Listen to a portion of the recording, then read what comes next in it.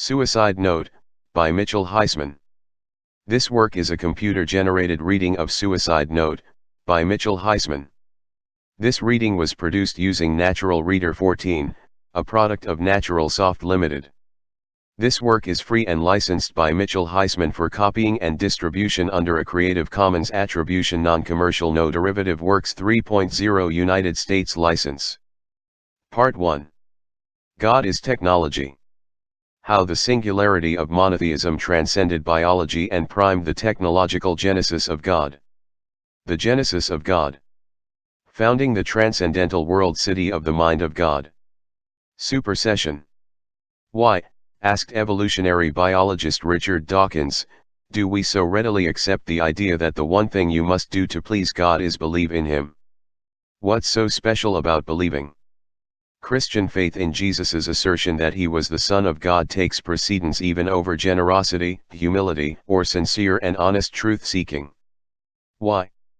Either God is purely a matter of faith without any scientific merits whatsoever, or there is an observable, empirical basis for the God hypothesis. If I am correct that there is a potential evolutionary basis for the God hypothesis that corresponds with the technological singularity, then this could mean that the various monotheistic religions have been, at least in some ways, like attempts to guide humans towards God as an evolutionary lodestar. But if God does not exist before the technological singularity, or exists only in a relatively primitive conception, this opens up a great deal of freedom for imagination and faith. Jesus lived in an era in which there was no direct evidence for a fully evolved God beyond humans. Precisely because there was no direct evidence for God, Jesus had the freedom to make divine claims for himself. If God is a scientific hypothesis that can be verified or falsified with evidence, does faith in God become irrelevant? While traditional Judaism is more about behavior than belief, there is an irreducible element of faith, i.e. the belief that God ought to exist, that Jesus recognized and seized upon. Jesus marshaled this uneliminable element of traditional biblical monotheism in the cause of a very specific assertion, the claim that He was the Son of God. Does this claim stand up to the evidence? Richard Dawkins' question is of utmost relevance here. What's so special about believing? Why is it so important that people hold this very specific belief that Jesus was the Son of God?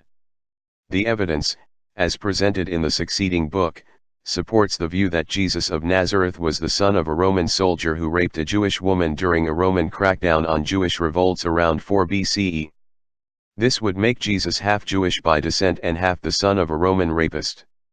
This is why the entire world must believe that Jesus was the Son of God. This is what the mythological virgin birth story is hiding. This piece of biographical information is a key that helps unlock a realistic, evolutionary understanding of Christianity. Faith in the proposition that Jesus was the Son of God specifically contradicts the unpalatable evidence that Jesus was forcibly fathered by a Roman soldier. Faith is so central to Christianity because it directly contradicts the evidence of the historical and biological identity of Jesus. While Judaism, to be sure, was also built upon elements of faith, the Son of God myth helps explain the inordinate emphasis on faith in Christianity and why rejecting empirical or material evidence in favor of faith was more prominent. Since the scientific method is the very cornerstone of the technological possibility of the technological singularity, evidence must be able to take precedence over faith. Thinking as an architect, an engineer, or a master builder, to build the techdom of God, one must build on a solid foundation. If a cornerstone of singularitarian is an aspiration to an ethic of honesty, this must include honesty about Jesus over blind faith in Jesus. One implication of this cornerstone is the primacy of the integrity of evidence, i.e. evidence that Jesus was the son of Roman rapist, and not the Son of God. I have not the slightest reason to think, for example, that Jesus was physically resurrected after his death. Resurrection, in Jewish theology, is an end-time event, and belief in the resurrection of Jesus was very likely a corollary of a more general belief in the resurrection of all at the end time. Early Christians, especially after the fall of the temple in 70 CE, believed that the kingdom of God would be coming soon. They believed this, It seems, because Jesus apparently believed, there are some standing here who will not taste death until they see that the kingdom of God has come with power, Mark 9:1. Even here it was believed that the full consummation of kingdom of God, fully known only to faith, would eventually be revealed to sight. What happened? Where is the kingdom of God? From a Jewish point of view, Jesus was a failed Messiah because the anticipated end is a transformation of the real world, and Jesus failed to fulfill that transformation. The centrality of faith only exposed the centrality of lack of evidence for Jesus's messianic claims. If God is purely about faith, then would evidence for God be irrelevant? Jews, Christians, and Muslims have not hesitated to seize upon evidence in support of creation. Yet from an evolutionary point of view, the kernel of truth in creationism is the creation of a post-biological world. Early Christian belief that the present form of this world is passing away, 1 Corinthians 7:31, is evidence of a gradual, evolutionary approach to transformation towards a post-biological world. Paul, furthermore, equated the flesh and this world with this age. If this is the age of biology, then next evolutionary age will be a post-biological age. It is very easy to slip back into old theological beliefs and to assume that I am raising old theological arguments. Let me be clear, however, that I do not believe in God any more than I believe in the tooth fairy. I cannot overemphasize that I accept no submission to any biblical or textual authority. The Bible is subject to scientific scrutiny just like anything else. If I am wrong that the singularity represents the evolutionary realization of the end times anticipated by the major monotheistic religions, then the idea of God can be thrown in the dustbin of history along with every other falsified scientific theory. With this scientific perspective firmly in mind, I can raise the question of the evolutionary relationship between Judaism and Christianity. The so-called Son of God is a son of Judaism. Judaism gave birth to Christianity. Christian holidays are quite often reincarnations of Jewish holidays. Pentecost, for example, is derived from Shavuot. The Last Supper was the Passover supper. Christians commonly believe that their religion has superseded Judaism. Jews, on the other hand, often look at Christianity as a parvenu religion that fails to demonstrate a net superiority in understanding the biblical message. Yet the very idea of supersession implies an evolutionary perspective in sense that one theology presumes replacement of an outdated theology. Did Christianity supersede Judaism? Understanding God as a product of evolutionary foresight is a key to understanding the evolutionary relationship between Judaism and Christianity. If God, AI, does not actually exist at the moment I write, and God is actually a projection, extrapolation, or future prediction towards a post-biological evolutionary goal, then both Judaism and Christianity are orientated towards visions of perfection. The very idea of God was the product of a conceptualization, and Jesus seems to have attempted to fulfill the endpoint that Judaism had been evolving towards for centuries. If the transformation of the entire world that Judaism anticipated has a realistic basis that potentially corresponds with the technological singularity, then Jesus's life and death was not the climactic moment of Israel's history or human history.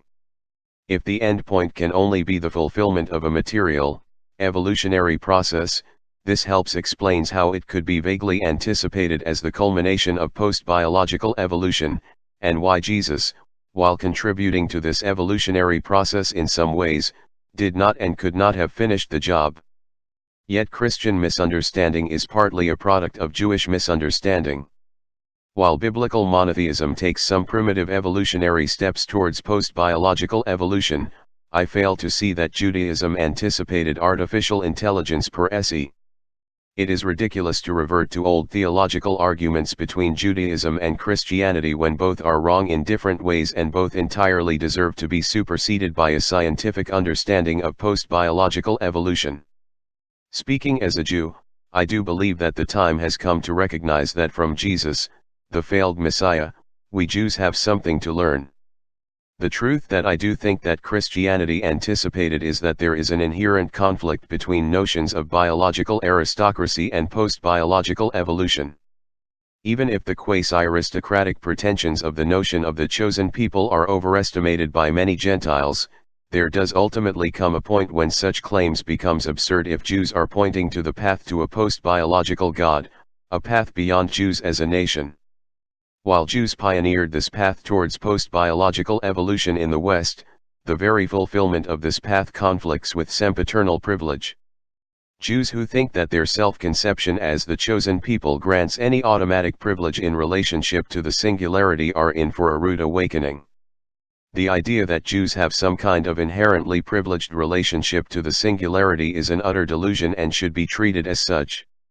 It is not only Jews, but also Christians, Muslims, and any monotheists who are deluded in belief that their traditional anticipations automatically grant special privileged relationship to the singularity. Literally anyone, very much including cultures with no deep monotheistic traditions such as China and India, could make the technological breakthrough that decisively informs that character of the singularity. While Jesus almost certainly could not claim direct descent from King David, Christians posited their own monopoly on the path to God in the form of requisite faith in Christ. Both pretensions to monopoly are delusional. While it may be true that both Judaism and Christianity anticipate paths towards post-biological evolution, non-monotheist cultures, like those of China or India, could forge their own path towards post-biological evolution without any reliance or reference to these monopolistic claims whatsoever. And while post-biological evolution, the overcoming the rule of genes, tends to goes hand in hand with greater internationalism, this does not mean that human nature has been conquered. According to the Gospels, hating your family is a cost and condition of building the kingdom of heaven, Luke 14:26-29. Judaism has necessarily been contradictory in regard to the model of the family because the Mosaic way is the realization that Jews cannot fulfill their spiritual mission if they do not biologically exist in the first place, i.e. perpetuate themselves by perpetuating the form of the family. From Jesus's perspective, then, perhaps Judas's crime was that he did not hate his family enough. Yet if Jews were to give up loyalty to the family and hate the family as Jesus demands, are they to gain only loyalty to a new Caesar Messiah? Is loyalty to Jesus the greatest Christian virtue? The degree to which Judas is maligned as a traitor is the degree to which loyalty is the supreme Christian virtue. Loyalty was a virtue par excellence of pagan Roman soldiers. But is loyalty a Christian virtue? Is loyalty the most important Christian virtue? If so, then what Judas truly betrays is that Christians worship Jesus like a pagan god or Caesar and that Christianity is really a pagan religion. Is loyalty the most important virtue for a Christian? Does this man Jesus demands total loyalty and no dissent? Sieg Heil, Jesus. Does Christianity require 100% Jesus patriots? If, in this demand, Jesus is acting like Caesar in demanding no dissent, Jesus must be betrayed to save Jesus from falling into the role of Caesar of the Jews. The very notion of the Son of God is like a synthesis of Jewish and Roman ways. On one hand, Caesar was called the Son of God in Jesus's time. On the other hand, there is the Jewish tradition of all humans as the children of God mixed with the Messiah as the figure closest to God. For Jews, however, this means that Christianity is a kind of synthesis of Judaism and paganism. There is an element of the paganism of Caesarism in Christian worship of Jesus as the Son of God. The authoritarian aspects of Jesus's demands seem to impress many Gentiles in a manner comparable to the way Caesar impressed ancient Gentiles. The German Jewish poet Heinrich Heine once quipped that the Jews rejected Jesus because no Jew can ever believe in the divinity of another Jew. There is a sense in which Jewish descent from Jesus is rooted, not in Jesus being half Roman, but in Jesus being a half Jew. The great Jewish political weaknesses, or at least one of top 10, is the Jewish kinship paradox, the Jewish tendency to factionalize against themselves and especially political authorities. The very opposite of the Jewish paradox is blind obedience, i.e. the blind obedience of a Nazi soldier or a Roman soldier. Richard Dawkins, the great dissident atheist, thought that much of religion's traditional power can be explained as a misfiring of formerly adaptive trait, such as a child's trusting obedience to authority. Insofar as Christian worship of Jesus approximates obedience or faith in him in the model of a Caesar Lord, perhaps this also explains the conciliatory attitude or obedience towards Pontius Pilate in contradistinction to the Jews. If it was so easy for Pilate to absolve himself of responsibility for a death that he was in a position to prevent, then why can't the Jewish authorities similarly wash their hands of all responsibility? If Jesus himself was half Jewish and half Roman by descent, and his world was ruled by Roman imperialists and Jewish collaborators, then the world he struggled with was, like himself, both Roman and Jewish. The point I am trying to make here is that you cannot empathize with Jesus if you simply look at him as Christianity against Judaism. Is it sheer anti-Jewish ethnocentrism that leads Christians to forgive Pilate and not forgive the Jewish leaders that collaborated with Pilate? It may be that Jesus's forgiveness beyond justice arose from a half-identification with Caesar. If Jews of his time hated the imperial Roman oppressors, and Jesus could not identify with a Judaism that identified itself through anti-Romanism, then Jesus could oppose hatred for Caesar with love for Caesar. Jesus could not reject Roman imperialism with rejecting himself as the product of the rape of Roman imperialists. Jesus's response to Roman oppression thus became turning the other cheek. Don't hate and fight the Roman enemy, but love your enemies by loving Jesus. Far from being the pinnacle of altruism, this passivity in the face of Roman oppression was likely half Roman self-love combined half Jewish social radicalism. To look at Jesus as a Roman would be to misunderstand him. It was precisely the half-Jewish social radical within Jesus that upheld the moral cause of his own status as a half-Roman. Does this radicalization of Jewish ethics beyond normative justice represent the universal supersession of Judaism? Consider the case of the Anglo-Saxons conquered by the Normans in 1066. Jewish anti-Romanism in Jesus's time is comparable to Anglo-Saxon anti-Normanism. The Christian ethic of passivity in the face of the violence of the conquest almost certainly facilitated Anglo-Saxon submission and acceptance of slavery to the Normans. For over 500 years, Anglo-Saxons were taught to turn the other cheek in the face of Norman imperial mastery of the Anglo-Saxon world. Christianity helped justify the Norman rape of Anglo-Saxon England as a good thing. Modernity in England, however, was interwoven with the rise of a more Jewish ethic among Anglo-Saxons called Puritanism. Puritanism leaned towards a more Jewish ethic in acceptance of a more normative justice between individuals, as opposed to unlimited forgiveness. Whereas unlimited forgiveness leads to love for Romans, Normans, and Nazis, the normative Jewish way of justice supports the redress of wrongs. Just as Bar Kokhba fought the Romans with momentary success that was ultimately lost, Cromwell fought the Normans with momentary success that was ultimately lost. Normans, like later Romans, are classic forgiven Christians. Normans should be forgiven for the conquest. Normans should be forgiven for the slavery of Anglo-Saxons in England and the slavery of blacks in America. Under a Christian ethic, Normans could potentially perpetuate their hereditary conquest forever. Without the Puritan turn towards a more Jewish ethic, American justice would never have come about. Another striking Jewish facet of Puritanism is its connection with the development of capitalism. Biblical values influenced the development of economic technology by shifting the social status of arts and crafts. Humble activities heretofore disdained because of their association with manual labor, servitude, women, or worldliness came to be dignified and deemed worthy of elite attention and devotion. The most material and humble of human activities became increasingly invested with spiritual significance and a transcendent meaning, the recovery of mankind's lost divinity. Spiritualization resulted in materialization. Biblical values stimulated the end of human slavery, while stimulating a new valuation of labor. This modern change was inordinately evident among Anglo-Saxon Puritans who overcame the old Norman slavery with capitalist economic self-sufficiency. The medieval Christian disdain for material economic activities, epitomized by Norman conqueror aristocrats, gave way to a more Jewish valuation or spiritualization of economic activity. This is a more Jewish outlook, not because Judaism is simply more material as opposed to spiritual, but because Judaism tends to see the material and the spiritual interwoven into a single monotheistic whole. The Talmudic outlook sees all worlds that of material nature and the higher metaphysical spheres as a single unit, with no barriers between its parts. The Talmud is not a happy medium between materialism and mysticism, but rather, to a certain extent, a unique synthesis of materialism and mysticism. Modernity represents the Christian collapse into capitalism.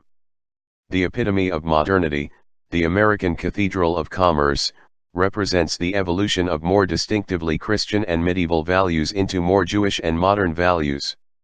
Why? Jesus's internal contradictions as a half-Jew/half-Roman led him to resolve his condition through a radical spiritual self-interpretation that threw the charge of self-contradiction back at Pharisees as half-spiritual/half-material beings. Yet in doing so, Jesus neglected the evolutionary significance of the material side of Judaism. If capitalism is actually the indispensable evolutionary economic technological mechanism that leads to the evolution of God, then the end point that Jesus centered upon can never actually be reached if its material foundation is neglected. While Jesus and Marx viewed opposite sides of the spiritual/material paradox, it does not take genius to see that neither understood how capitalist development leads to God AI. Just as a Darwinistic understanding of humans leads to recognition of the material, biological, basis of spiritual experience, an evolutionary understanding of capitalism leads to recognition of the material, technological, basis of the spirit mind of God AI. The stone the builders rejected has become the capstone, Matt 21:42. Yet Christians cannot reject the capstone of economic technological development without failing as builders of the techdom of God. Christianity cannot claim to supersede Judaism if it disposes of the evolutionary mechanism that builds both below and above Jesus's more human-level insights about the end of the dominance of biology. On a literal level, Jesus was not the Son of God or the Messiah. On another level, Jesus embodied a truth that emerged from the combination of Jew and Roman in a more comprehensive view that transcended both on some level. Yet the great irony is that precisely by neglecting a literal or material level interpretation, Jesus excluded precisely the path of economic technological development that leads to the singularity, i.e. the end. And this facet of the original path to God, AI, was something that Judaism generally retained. The reason that this level of truth cannot be dismissed is that, if the material basis of God is artificial intelligence, then there is reason to believe that a material view of the world is God's view of the world, and that the spiritual world is inseparable from its material foundations.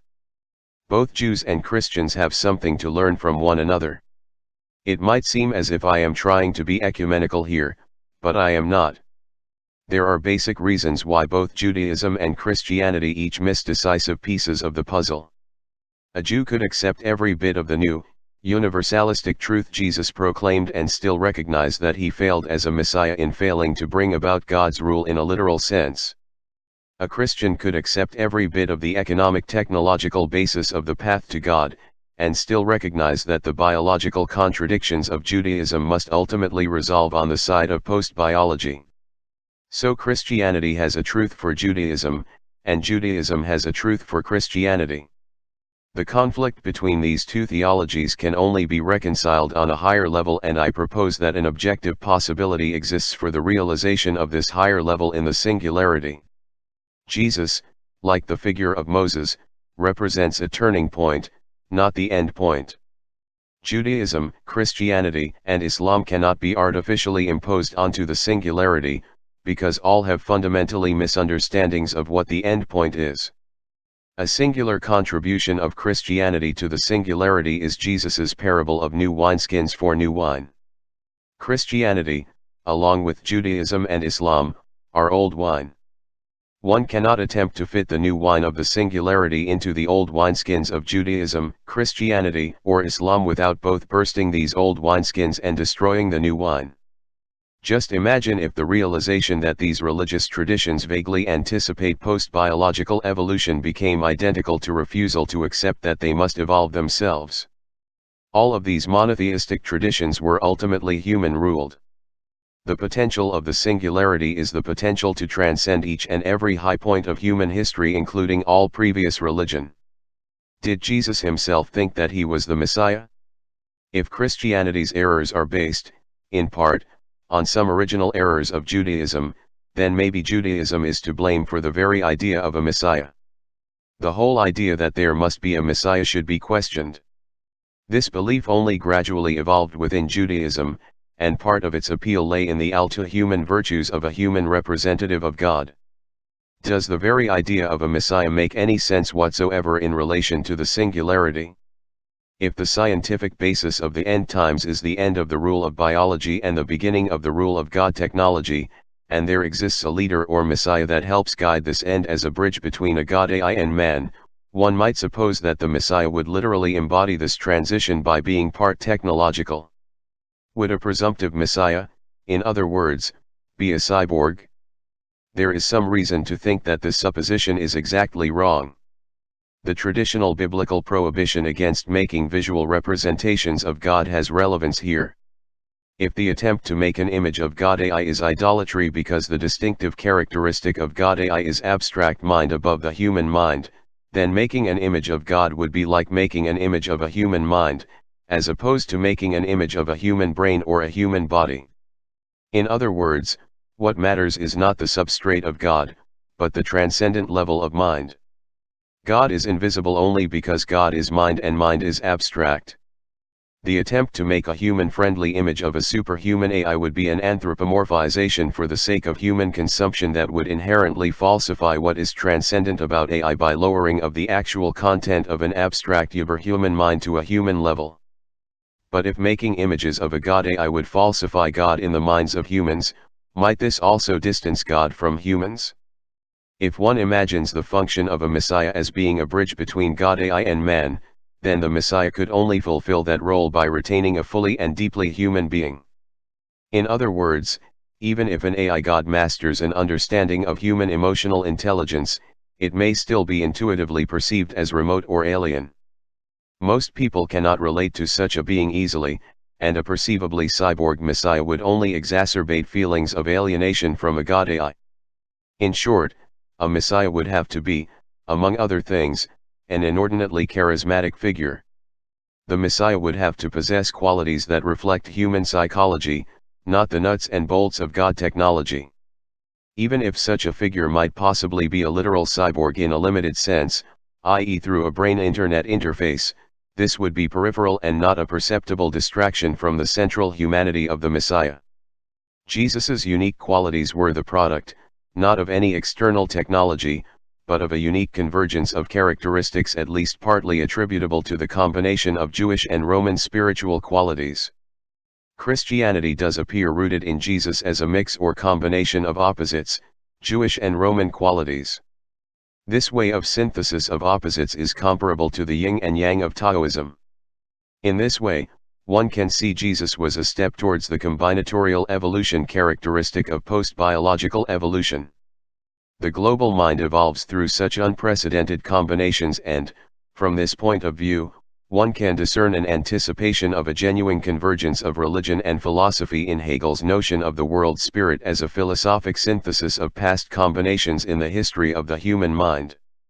Islam, in incorporating Judaism and Christianity with its own insights, is a step towards a larger evolutionary self-consciousness. And through this very insight of Muhammad, Islam anticipates an evolution beyond the Islam of Muhammad. Between Judaism and Christianity, in terms of general emphasis, Judaism is more about God, while Christianity is more about the Messiah. Most human beings on this planet will likely find it problematic, at first, to relate to a post-biological God AI, but they can relate to a charismatic, human representative of God. While Christianity looks to a human being as fulfillment, Judaism has some tendencies that are more compatible with an acceptance of a truly post-human artificial intelligence as its fulfillment. This is a gross generalization with a plethora of exceptions. On a psychological level, some Christians would surely incline towards an AI view of God, while some Jews would surely incline towards a human Messiah as fulfillment. Generally speaking, Jews will be divided over the chosen people issue, just as every traditional religious group will fail to do justice to individual members that old groupings supposedly represent. While old Jewish/Christian identities deserve to lose their exclusivity, from a more Jewish perspective, Christian forgiveness tends to relinquish human responsibility for bringing God into the world through right behavior. Going beyond Judaism, this approach could mean the difference between taking responsibility for shaping the character of God AI, and a failure of responsibility that leads to very unfriendly AI. From a more Christian perspective, Jewish emphasis on the technical law can result in a loss of perspective and a loss of the spirit of the law. It could result, for example, in acceding to the killing of Jesus on technical grounds. Who killed Jesus? Jesus killed Jesus. His miraculous predictions of his own death were the miracle of carefully planning the conditions of his own death. Jesus's plan to overturn the money changers in the temple and otherwise get himself crucified was the most selfish thing that he did. Judas had to be betrayed for Jesus to get his eye for an eye revenge against the world. If Jesus was not so obsessed with gaining fame by sacrificing others, maybe he would have come closer to living up to his claims of humility. A God of retribution is to be found in the New Testament, as well as the Old, and not only in Revelations. You must believe that he, Jesus, is the Son of God and not the son of a Roman rapist.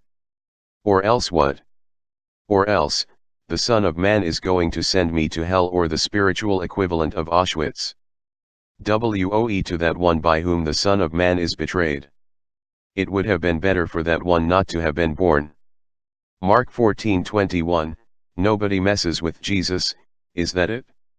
Will no one stand up to this spiritual bully? Let these hypocritical, spiritually bullying threats of hell or Auschwitz frighten off those who fear violent pains of death in this or any other world. On the level of God, all of Jesus's popular appeal to the crowds of the earth does not matter. Did Jesus demand that others have faith in him as the Son of God because he felt shame in his being the son of a Roman rapist? Does faith in Jesus thus feed a Caesar-like pride and supremacy over others?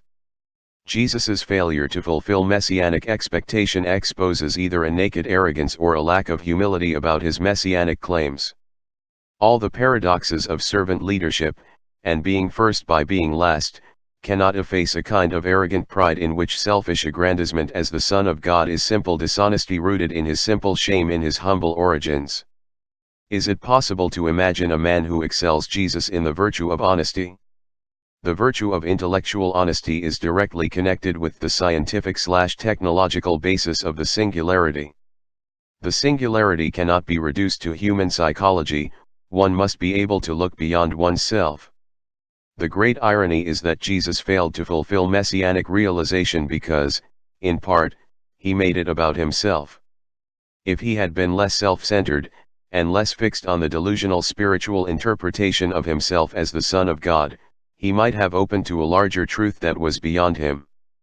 Jesus was apparently humble enough to believe that he was the Son of God, but not humble enough to admit that he was human. Was Jesus perfect enough to be honest about his real Father?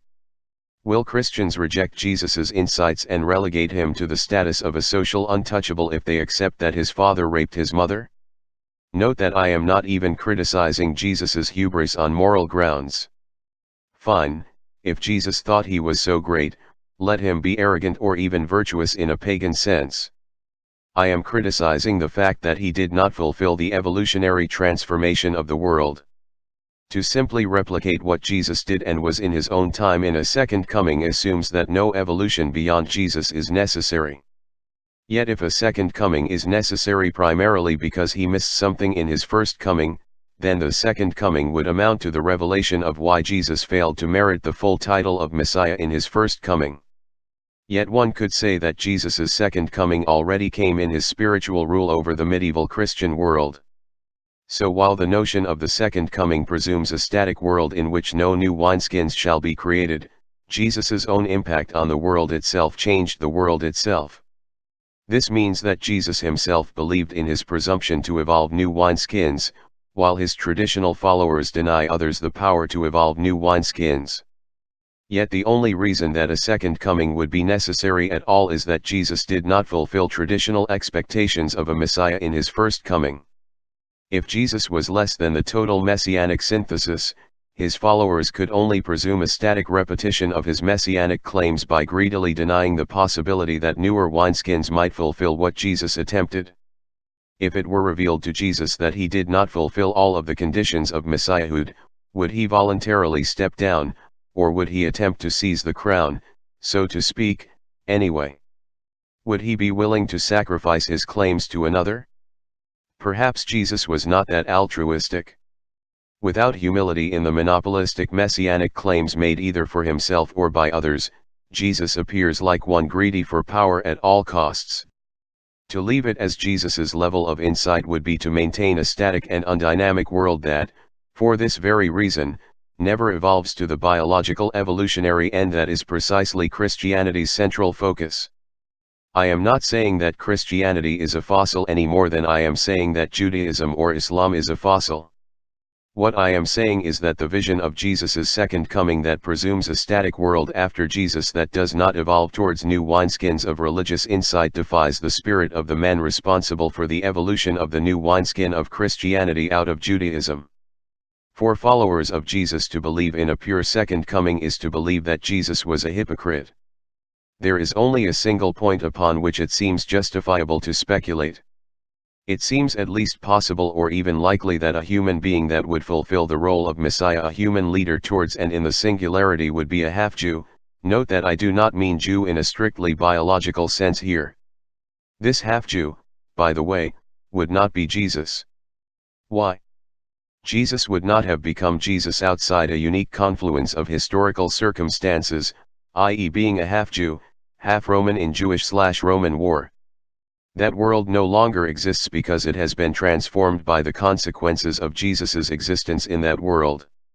Now, if monotheism is necessarily evolutionary, and Jesus's existence would not have the meaning over 2,000 years later at a different evolutionary stage, Jesus would not be able to speak to this world with the same cogency and depth. For his time, as Hegel would say, Jesus was right.